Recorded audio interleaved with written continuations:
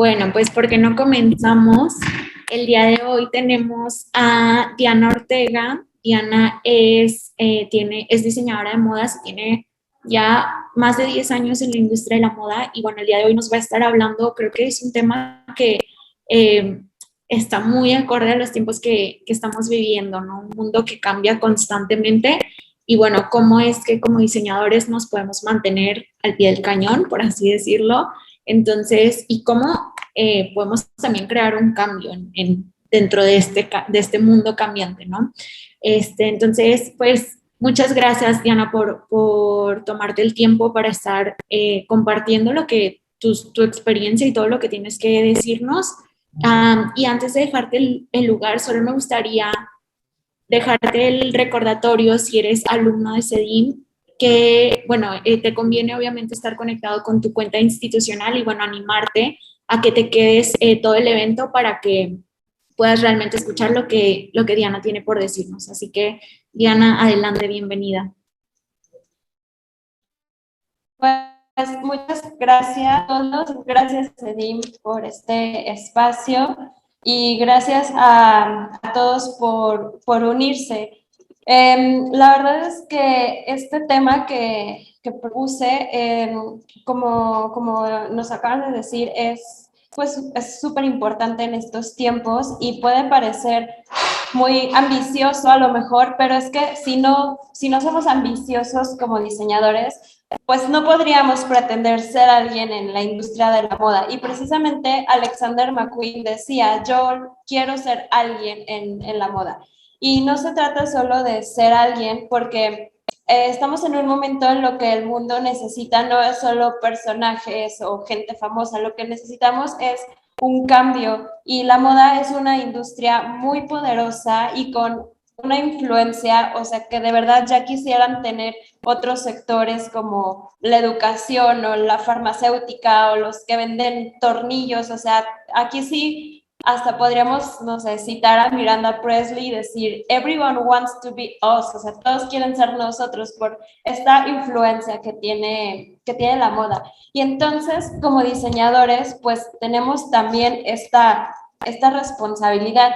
¿Qué vamos a hacer con tremenda influencia? El impacto trascendental de personas como Alexander McQueen o Yves Saint Laurent, pues marcó un léxico cultural internacional de la cultura mod de Londres, o de las Lolitas de Tokio, o del movimiento punk de Nueva York de los años 70, y tener una comprensión profunda de las referencias de la moda nunca ha sido más importante para sobrevivir al panorama laboral que pues está cambiando día con día. O sea, antes cambiaba cada 100 años, luego empezó a cambiar cada 10.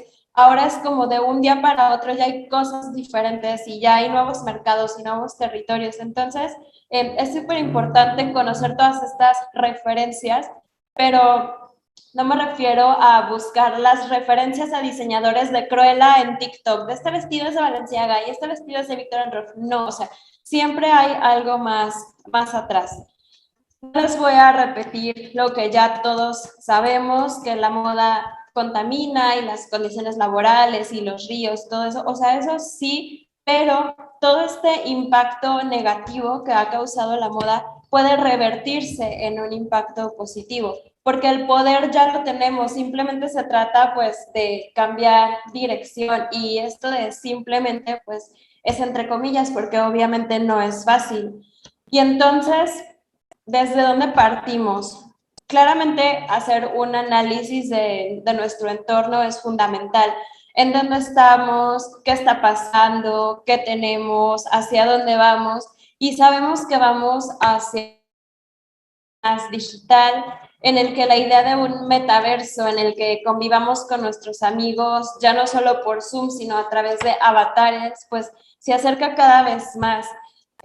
Una realidad en la que tal vez dentro de nuestros valores surja el de quiero tener las últimas skins de Gucci y ya no te importa tanto tener esa prenda física colgada en tu closet. Pero además de ver el presente e intentar descifrar el futuro, pues es fundamental también ver el pasado porque podemos aprender de él, porque en el pasado también hubo crisis y pandemias y eras espaciales y los diseñadores que cambiaron la historia pues se hicieron todas estas preguntas y precisamente de lo que hicieron al respecto se trata todo su éxito. Por ejemplo, a un nivel superficial podríamos decir que Coco Chanel se hizo muy famosa porque empezó a usar tejidos de punto para crear prendas de mujer y que antes solo esta tela se usaba para la ropa interior de hombre y entonces esta fue una novedad. Pero esto por sí solo no tiene ninguna relevancia o no explica por qué el éxito fue rotundo, por qué tuvo tanto éxito, por qué fue tan trascendental. O sea, eso es como que le falta el por qué. Entonces, si entramos en contexto, vamos a ver que ella rescató tejidos que habían sobrado de fábricas que tuvieron que cerrar por la Gran Guerra. En el campo creativo, la estética que ella proponía impuso una simplicidad muy cara. Estamos en los años 20 del siglo XX y solo 10 años antes, en la era eduardiana, las mujeres llevaban prendas que las convertían en unas esculturas como los adornos que tienen sus abuelitas en el comedor así de porcelana, pues así súper adornadas y con las que apenas se podían mover. Entonces aquí ya podemos decir, ok, por eso de repente empezar a vestirse más sueltitos, con punto, casi como niño, pues tuvo ese impacto. A los 35 años, Gabrielle Chanel lanzó su línea casual, que era una especie de look obrero de ropa femenina cara, trajes de punto para viajar, blusas entalladas, vestidos deportivos y zapatos de tacón bajo. Y estaba decidida a revolucionar la moda femenina y a transformar a las mujeres de los objetos empolvados de glamour que habían sido durante mucho tiempo a siluetas flexibles que lucieran su little black dress. Entonces estamos en la era del jazz y la propuesta de Chanel se convirtió en el símbolo de las ambiciones y de los deseos de emancipación de las mujeres, libres para ganarse la vida, para amar y para vivir como quisieran.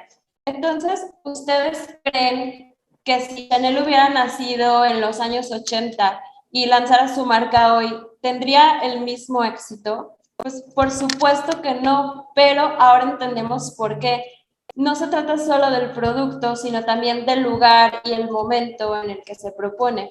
Y otro ejemplo muy claro es Christian Dior, y aquí pues agárrense con lo que les voy a decir y que me perdone Chris, pero él no inventó el New Look y muchos van a decir, ¿qué? Como si toda la vida me han enseñado eso.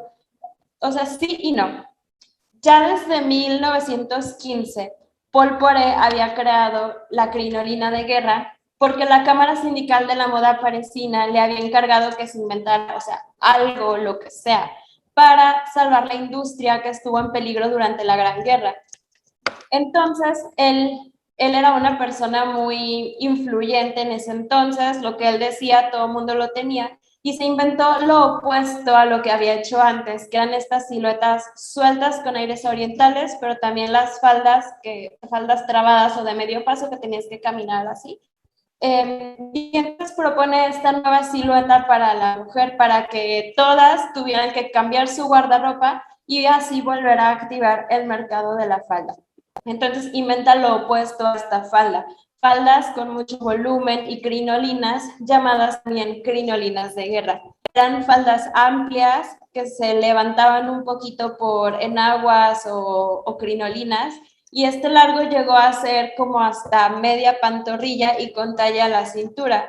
Había de hecho un dicho que decía, la guerra es larga, pero las faldas son cortas. Y estas faldas causaron revuelo porque mostraban hasta un poco más arriba del tobillo. Y fue la época en que la sociedad empezó además a descubrir que las mujeres también teníamos piernas, porque hasta entonces siempre habían estado cubiertas. De hecho, pues hay muchos retratos de esa época en los que se retratan piernas o incluso de épocas anteriores, que las piernas pues están pintadas, pero se ven un poco raras porque la gente no tenía esa referencia visual de cómo eran, porque siempre han estado cubiertas. La crinolina de guerra comienza a ser promovida desde París como moda patriótica en el número especial de tiempos de guerra de la Gazette du Bon Ton, que era como la Vogue de entonces en Francia, y también se llegó a promocionar hasta Berlín, Londres y Estados Unidos. Es muy curioso cómo la moda no conoce de bandos y trasciende las fronteras políticas, porque inicialmente era un símbolo patriótico francés, pero llegando a Berlín, pues las alemanas lo adoptaron también, y espero que no Francia esto. Sí, pero la falda es patriótica y pues yo también soy patriótica, sí, pero de tu enemigo, pero bueno, ya era demasiado tarde y ya todo el mundo traía esa falda. Sin embargo, esta moda no duró tanto tiempo porque se lanzó en plena guerra y no era adecuada a los momentos que la zona mundial estaba viviendo. Conforme la guerra se fue prolongando, la población tuvo que soportar todo tipo de privaciones, desabastecimiento, enfermedades, hambre, mutilados. Y pues esta crinolina de guerra necesitaba mucha tela para confeccionarse y proponía una imagen de una silueta que ostentaba algo muy alejado de la sobriedad exigida para los tiempos de escasez. Así que en 1917 desaparece. Y luego llega Coco con sus trajecitos de punto, que eran prácticos pero chic, sencillos pero caros. Pasa la Gran Guerra, que le llamamos así porque en ese entonces nadie se imaginó que iba a haber una Segunda Guerra Mundial, entonces para ellos era solo la Gran Guerra. Pasa la Segunda Guerra Mundial y ahora sí llega Dior. ¿Y qué trae? Pues trae la crinolina el New Look. Estamos en el París de posguerra de 1947. París estuvo ocupado por los nazis durante 4 años. El París está devastado y apenas recuperándose. Y en medio de esto, Dior convocó a la prensa para mostrar su colección Cajol con la intención de hacer revivir una belleza perdida. Las asistentes, pues viendo como estas faldas con muchos metros y con mucho vuelo, pues iban así como estirándose en las suyas que eran cortitas y decían, esto es la revolución. Y así fue como nació el llamado New Look y la prensa del sector resucitó y le preguntaban al diseñador, ¿qué es lo que quisiste mostrar con esta colección? Y él dice que él quiere ser un vendedor de felicidad a través de sus obras. El desfile de Dior fue considerado como la señal de una recuperación de la vida artística y mundana. Esta silueta que él construyó era un signo de bienestar que se había desvanecido durante la guerra. Contrastaba con una silueta y una imagen sencilla de la mujer que mientras con Coco Chanel, cuando ella empezó a hacer sus diseños y su marca, lo que sacó fue algo nuevo y fresco, pues ya después de los años de guerra se había convertido en la imagen de las austeridades y las carencias de ese periodo. La falda de este New Look estaba hecha con 14 metros de tela en pliegues sobre un soporte para redondear la cadera. El costo era 3 veces más alto que la alta costura de preguerra y esto fue también una estrategia de marketing porque la hacía como objeto del deseo que solo podían alcanzar unos pocos. Entonces, la crinolina de guerra y el New Look no son completamente iguales, pero su principal diferencia es el momento en el que surgieron. La crinolina surgió en plena guerra con poco tiempo para madurar como propuesta y todos están ocupados en la batalla. Por otra parte, el New Look surgió después de la guerra, cuando todos estaban listos para olvidar y con ganas de volver a soñar. Y este sentimiento explica también por qué los años 50 fueron una década de glamour, de siluetas pronunciadas y de maquillaje llamativo. Entonces, hemos ahora hablado de algunos diseñadores que han entendido el contexto en el que se desarrollan y han cambiado el rumbo de la historia. Pero ¿por qué limitarnos a un producto si hoy en día crear colecciones innovadoras ya no es suficiente. Si queremos pensarnos como diseñadores disruptivos que cambian la historia, deberíamos pensar todavía más allá como lo hizo Ward, por ejemplo, en el siglo XIX.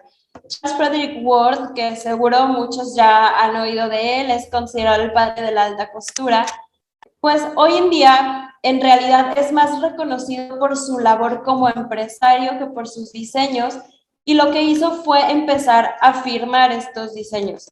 Y el acto de firmarlos puede parecer algo muy sencillo, un acto muy pequeño, pero esto hizo un gran cambio en la época porque él empezó a decidir cómo serían los vestidos que usarían las clientas, o sea, empezó como a darle ese lugar al diseñador de que yo soy el que te digo, antes siempre había sido al revés, y entonces así deja de ser solo un costurero.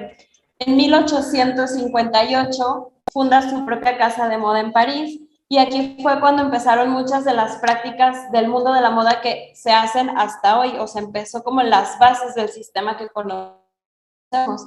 Empezó a hacer pasarelas, a vestir a famosas y además creó la Cámara de la Alta Costura parisina.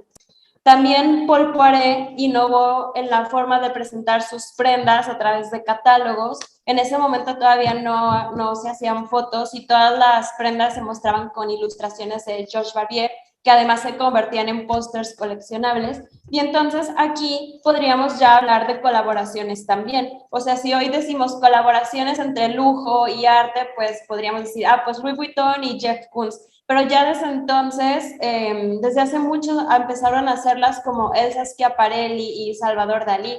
A veces pensamos que son cosas nuevas, pero al no conocer la historia, pues podríamos caer en este error. Si se fijan, hay muchas cosas que hoy son normales para nosotros, pero que en algún momento alguien las inventó y desde entonces han sido así. Muchos dicen que en la moda ya todo está inventado, pero imagínense que las civilizaciones antiguas hubieran pensado así, que en la prehistoria hubieran dicho, no, pues ya se inventó la rueda, ya se inventó todo, pues nunca habríamos pasado del hilo, entonces no podemos pues tener esa mentalidad. Siguiendo con casos de diseñadores que cambiaron la industria, no podemos no mencionar a Christopher Bailey en Burberry. Él transformó a un antiguo fabricante de abrigos en una de las principales marcas de lujo del mundo y le dio a Burberry tal impulso que tuvo un efecto de halo en el resto de la moda británica. O sea, la puso como moda británica, Burberry es el referente. Y hizo que la Semana de la Moda de Londres volviera a ser atractiva. Él es el único diseñador no fundador que se ha hecho tan fundamental para una marca líder como para tener el control tanto en la sala de juntas como en el estudio de diseño. Él se dio cuenta de que la tecnología del siglo XXI les permitiría llevar el poder seductor de una marca de moda icónica a las masas por primera vez. Con pasarelas transmitidas en vivo y listas de reproducción en Spotify, Bailey usó Internet para llevar la experiencia de las compras de alto nivel a una audiencia que mira sus teléfonos. Y esta fue, en cierta forma, una revolución industrial de la moda. Poco después se convirtió en el primer diseñador en combinar el rol de CEO con las tareas de diseño en el 2014. Y si de terrenos digitales se trata, por supuesto que se trata también de Alessandro Michele para Gucci. Al principio de la charla hablamos sobre el metaverso, esta realidad que parece lejana, pero que cuando lleguemos ya va a haber tiendas Gucci ahí. Ellos ya están creando ropa para que tus personajes de Animal Crossing o de Fortnite lleven puesta la última colección.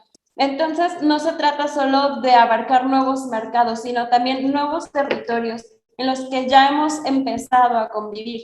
Y lo que me parece más espectacular es que los personajes de estos videojuegos no traen ropa como las de las películas que hablan del futuro o como la que Pierre Cardin imaginó para el futuro, que eran todos trajes lisos, o como en Wall-E, que todos están vestidos iguales, o ropa de aluminio y PVC. No, ¿qué es lo que traen? Traen ropa que nos remite al pasado. Y entonces aquí es, o sea, justo este conocimiento de la historia es una de las características más valoradas de Alessandro Michele como diseñador. La moda está llena de tendencias de épocas pasadas, con prints florales hippies, colores neón ochenteros y hasta un denim fever 2000ero. Y pues vemos cómo el sistema cíclico de la moda hizo que volvieran, pero es la nostalgia la que hace que prevalezcan. La nostalgia es parte de la condición humana, genera cierta revolución en los pensamientos y sentimientos de la sociedad porque es un mix entre la alegría por recordar esos momentos y tristeza por extrañarlos. Las personas nunca, o sea, pero digo nunca desde la prehistoria, nunca estamos conformes con nuestro presente y pensamos que antes todo era mejor o todo era más fácil. Entonces sentimos cierta comodidad o cierto confort el recordar el pasado, lo que ya fue hecho, como si fuera una especie de escape a la abrumadora incertidumbre del futuro. Y es justo esta nostalgia la que ha hecho que la moda sea cíclica, que en el Renacimiento se volteara a ver a la antigua Grecia y que en la Revolución Francesa se volteara a ver al Renacimiento y que haya tantas cosas que vuelven una y otra vez. Pero tenemos que saber de dónde vienen, obviamente. Definitivamente existe un fuerte vínculo entre nuestro pasado, presente y futuro, y como dice el refrán, incluso la moda se repite. La moda se recicla a sí misma muy seguido, y a medida que cambian las generaciones, el enfoque de la moda también cambia, y como las generaciones más jóvenes no pasaron por esas tendencias, pues les parece nuevo. Vivir momentos del pasado a través de medios digitales es como viajar en el tiempo y nos permite sumergirnos en algo más grande que nosotros mismos y podemos anclar como nuestras emociones a un entorno seguro, y esto es algo que con la pandemia pues se evidenció mucho. Ya no buscamos tanto anclas materiales, sino emocionales. Entonces, sabiendo que este es el entorno y ese es como el espíritu de la época y lo que la gente busca, tenemos que saber de dónde traer lo que nuestro mercado está buscando. Y regresando a Alessandro Michele, él dice esto: a veces la gente piensa que la moda es solo un buen vestido, pero no lo es. Es un reflejo más grande de la historia y el cambio social y cosas muy poderosas. Si se quiere producir algo nuevo, especialmente ahora, necesita más idiomas. Al final hay que vender, pero es como un gran cuadro y el cuadro le habla a todo el mundo, no solo a tu cliente. No es solo ropa, son diálogos. Quien comprende entonces la historia sabe encontrar continuidad entre lo que era, lo que es y lo que será. La historia siempre ha sido la mayor fuente de infinitas ideas de las que los diseñadores se inspiran, ya sea Versace, Jean Gaultier, Valentino, Bien Westwood, incluso muchas marcas mexicanas, pues se inspiran en historias de la cultura mexicana, de los mayas, de los chamulas, etc. Todos han mezclado elementos históricos con modos contemporáneos para crear colecciones atemporales. El estudio del pasado también nos ayuda a comparar más a medida que comenzamos a reconocer los patrones del pasado.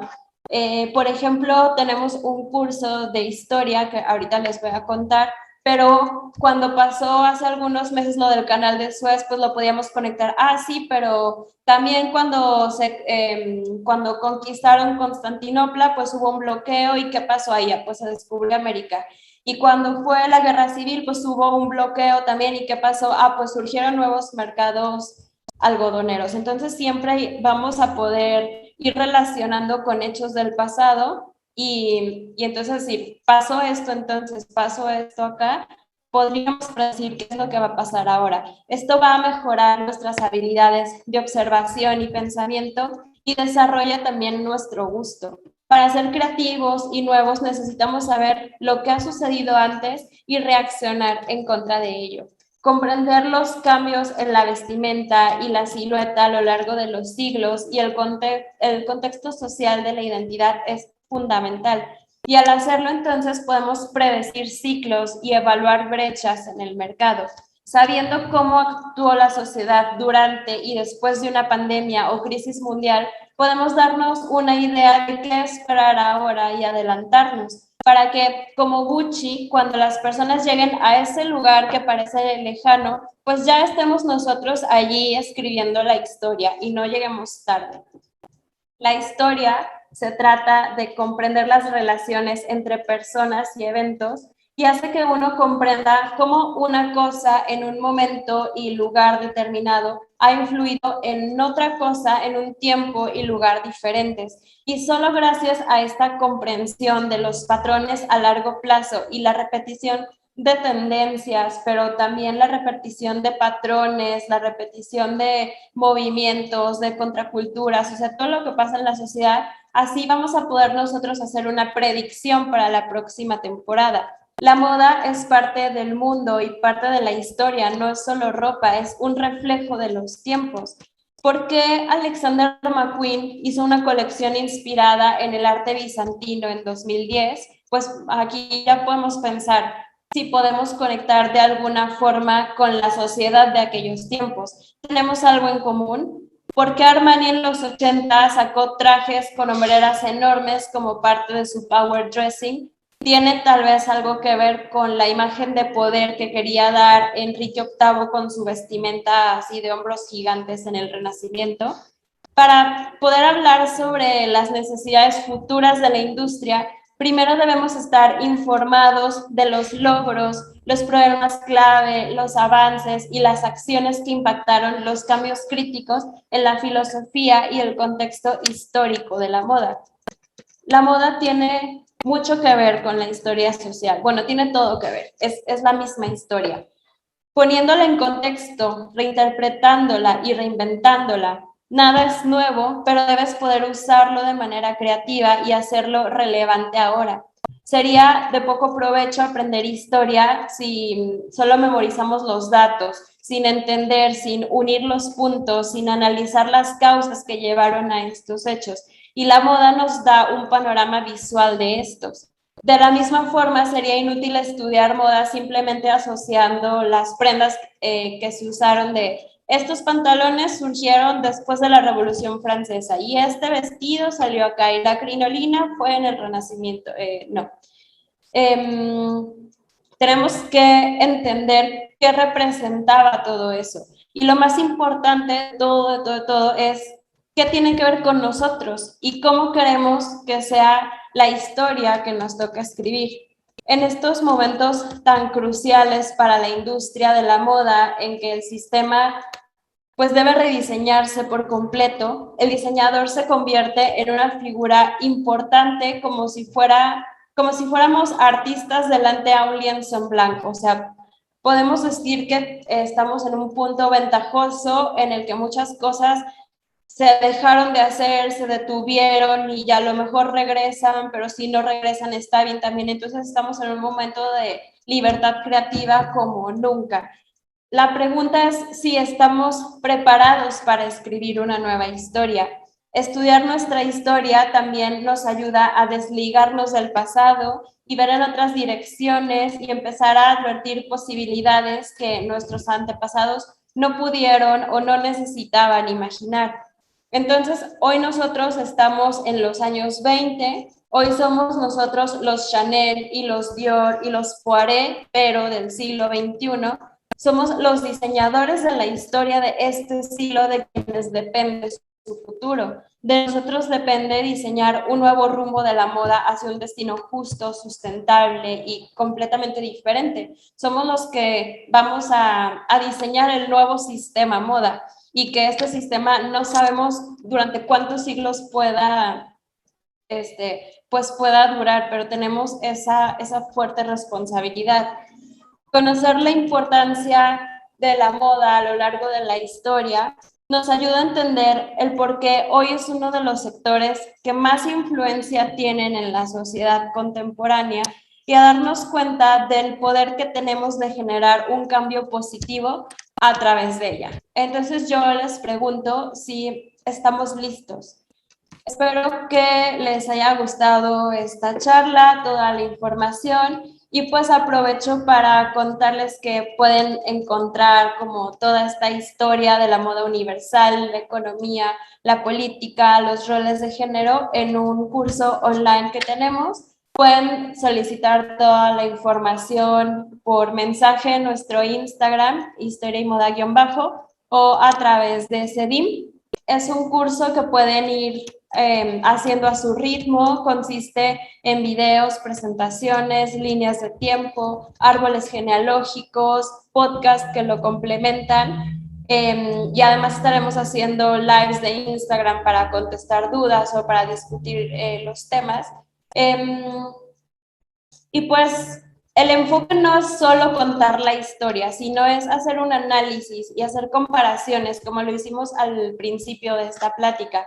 Por supuesto que si no saben nada de moda también les sirve, si se dedican a otro sector, si son arquitectos, si son enfermeros, no importa, porque al final es cultura general y es la historia de nuestra sociedad y es una inmersión profunda en nuestra historia, desde la prehistoria hasta, o sea, la verdad es que si nos aventuramos a ir un poquito más allá de hoy y llegamos hasta el metaverso y el posible desarrollo de una realidad híbrida entre lo digital y lo físico. A lo mejor suena muy futurístico, pero también en 1920 llegar a la luna era del futuro y parecía irreal. Y hoy en 2021, irnos a la luna de vacaciones es casi una posibilidad para todos nosotros, no solo para Jeff Bezos y la NASA.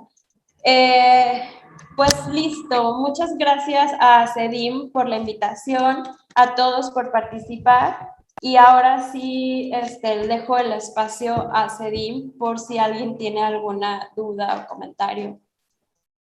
Sí, si alguien tiene preguntas, estamos por finalizar la sesión, las pueden poner aquí abajo, hay un botón que dice Q&A, ahí las pueden escribir. Y yo tengo una pregunta para empezar, Diana, y es, ¿cómo consideras que debería ser el balance de nuestro ADN como diseñadores, la inspiración del trabajo de grandes diseñadores, muchos de los que acabas de mencionar, para poder realmente dejar algo que impacte dentro de la industria de la moda en nuestro país? Pues yo creo que sí es súper importante que estemos como atentos a todo lo que está pasando. Creo que ya no podemos limitarnos a saber qué pasa en la industria de la moda, o sea, realmente tenemos que saber qué pasa en la política, en la economía, qué están haciendo otras industrias, para que de ahí podamos crear soluciones que impacten no solo a la moda, o sea, hay que salirnos un poquito, soy diseñador de moda y hago moda y veo moda y le vendo a moda. No, o sea, realmente creo que tenemos que expandirnos para que así a través de la moda poder causar un impacto pues a más industrias. O sea, se me ocurre cómo puedes hacer algún material usando la economía circular y a lo mejor te metes con agricultura, con farmacéutica, o sea, realmente tenemos que pues sí, expandirnos a más industrias y pensar que desde la moda el impacto que tenemos que hacer tiene que ser para el mundo y no solo para el sector.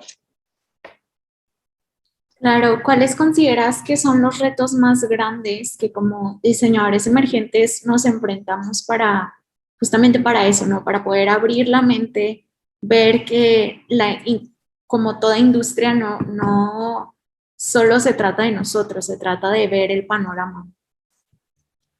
Pues mira, yo creo que retos como para ver el panorama no hay tantos, en cuanto que ahora tenemos un acceso inmenso a cualquier tipo de información, es solo como crearnos este hábito de estar viendo todo el tiempo noticias de un poco de todas partes. Más bien el reto sería como decidir qué es lo que vas a hacer e irte por ahí, porque sí, o sea, a veces, o sea, yo personalmente es como que esto y lo quiero agarrar así. Entonces, más bien el reto es decidir y sí, a veces como diseñadores nos cuesta un poquito poner los pies en la tierra y decir, a ver, esto es muy bonito, pero siempre tenemos que decir, es rentable.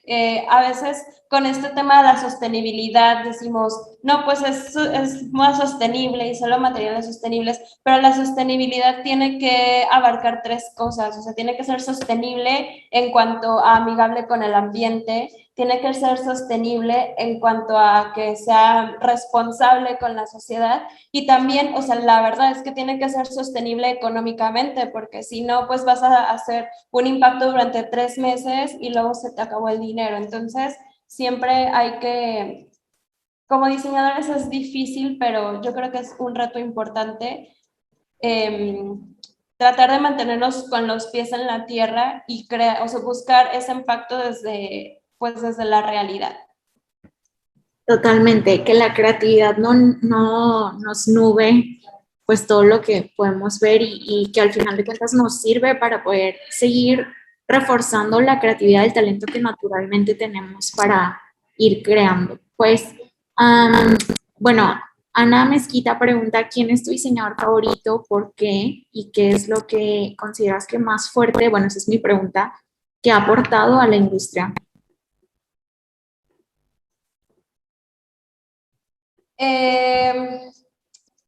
Pues son como respuestas diferentes. Mi diseñador favorito es Raf Simons. Creo que es una persona que como persona, o sea, ha sabido equilibrar muy bien como su trabajo entre el diseño y lo que él es como persona. Yo creo que también eso es difícil, a veces nos entregamos por completo al trabajo y él creo que es una persona muy equilibrada en ese aspecto y eso pues también lo hace un buen diseñador porque está al 100 en cada cosa que hace.